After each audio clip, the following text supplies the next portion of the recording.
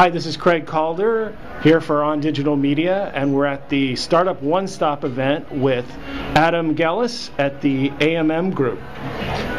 Talking to him about his exciting new startup. But first, Adam, let's talk a little bit about your experience in the digital world. You and I have gone back through various incarnations. You were at the IAB, you were at Microsoft before you started your company. Can you tell us a little bit about your background? Sure. So I guess my first claim to fame was in the early 90s. I started the interactive business for McCann Erickson.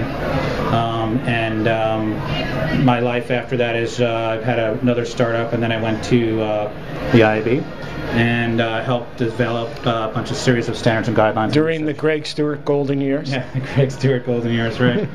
And I was part of that team that helped develop, some of the initial ad standards for the advertising business online. And then my life after that is I did a pit stop at a search agency to understand that business. And then I went off to Microsoft to run the industry marketing team out of New York and Redmond.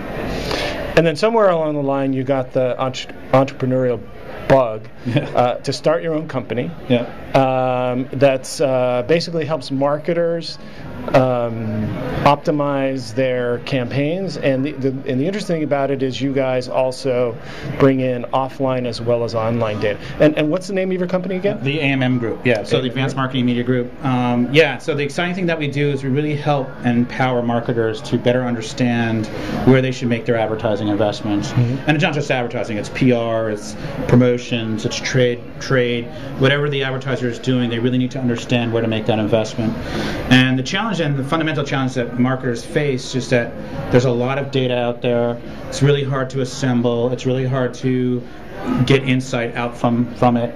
And so we really built a set of technologies that enable that advertiser to do that, and then to distribute that insight across the entire marketing organization. So our core customers are major retailers, major CPG companies, and those guys have hundreds of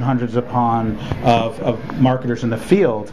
And so one of the fundamental challenges is that you can't wait for a media mix model to digest all this information and spit out a result, because the market's already changed, the month later. And so that's kind of what we... Now, this isn't what you're talking about, what agencies traditionally did, but it's become so database heavy and so specialized that companies like yours have now filled that niche? Yeah, I think there's an emerging space here that's synthesizing consistently what traditional consulting organizations have done, like McKinsey and MMA and Hudson River Group up in Westchester, that really help marketers figure out this mix, if you will. But I think what's happening is that the consulting business around that is not scalable for an advertiser because the data is so big, and you have to throw technology at answering and solving some of those big problems. And so I know that you've had some great results with some of your clients, or all of your clients, but what would be the proof of success for your client? Is it revenue? So when we go to a client, we talk about the business case of investing in our technology. We really look at how much money they can optimize out of their existing marketing communications programs to drive that investment in our technology. To date, we've seen from across a couple of major retailers about a 7% improvement. So is there lessening the waste or uncovering hidden value? It's a combination of kind of three things. It's improving the efficiency of their marketing investment by driving some optimization through retargeting and looking at their advertising placements and bringing some efficiency through that. The second piece that we see a lot is from an effectiveness perspective, which is really understanding how the creative is impacting those results. And a lot of companies, although a lot of companies don't spend enough time there mathematically, and so they don't understand how this message versus that message is driving results. Now, historically, online, we've done that very well, and there's been a lot of firms that have done that. But unfortunately, in the offline world, because of the cost of production, that actually hasn't been a big investment for advertisers. But when we start showing them reports that say that this message on NBC resonates better than this message on TNT, and there's a material improvement in that recall and that measure of success, whatever that might be, that is worth it, makes the investment worthwhile. And then lastly, what we see is that big marketers tend not to connect the dots organizationally between consumer insights, media planning, and kind of marketing analytics. And our platform is created in a way to actually create that connection between those three disciplines and unify them in a single process and data set. You mentioned retargeting. That's kind of like the buzzword now with the do not follow legislation and the whole Wall Street Journal series.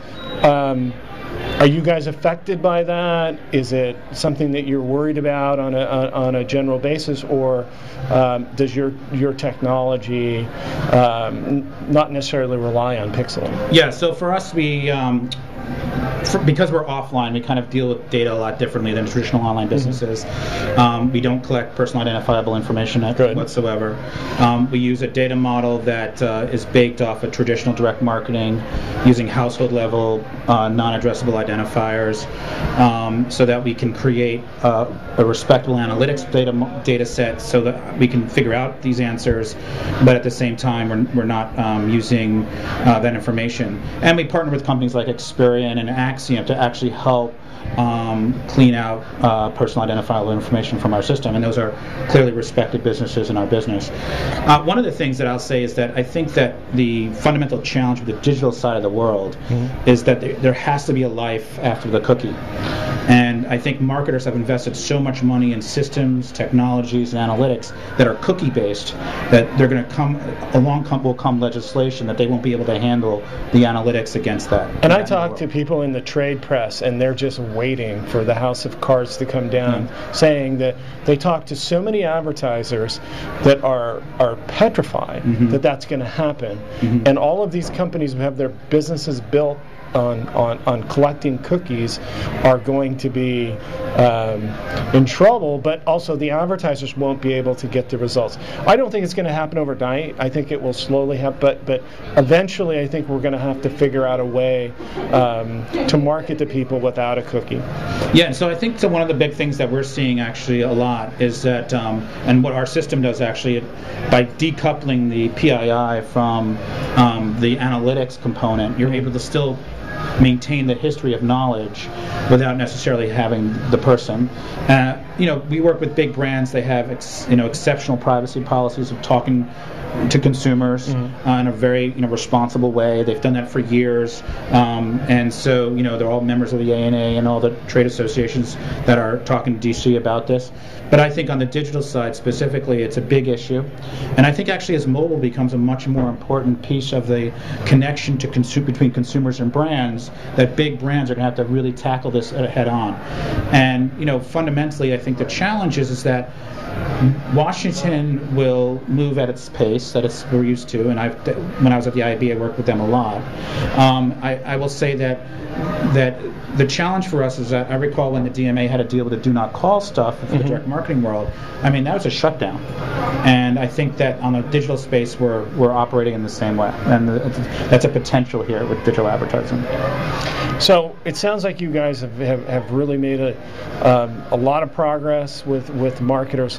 What's next? What's in the future? Where do you see your business going? Yeah, so for us personally, I think obviously like every other startup, we're trying to grow our business. We're working this year creating a lot of partnerships with big companies to help drive and pre-build a lot of the tools associated with understanding marketing performance, as we term it. And I think the other piece, the thing that we're seeing a lot of also, is that advertisers are really struggling with integrating the results they're getting from traditional advertising and the tools that we use as analysts for that, which are mixed models, and then the stuff coming out of social media, stuff coming out of mobile that's much more dynamic and behavioral. Mobile's really the key. Yeah, and so there's going to be lots of stitching that needs to happen within the clients to connect those kind of data points in a way that's actionable for the business decision maker in the field, in this case a brand manager. Well, thank you, Adam, for spending time with us and telling us all about the AMM group and the things that you're doing. I appreciate it. Thanks for your time, Craig. This is Craig Calder and Adam Gellis at the Startup One Stop for On Digital Media.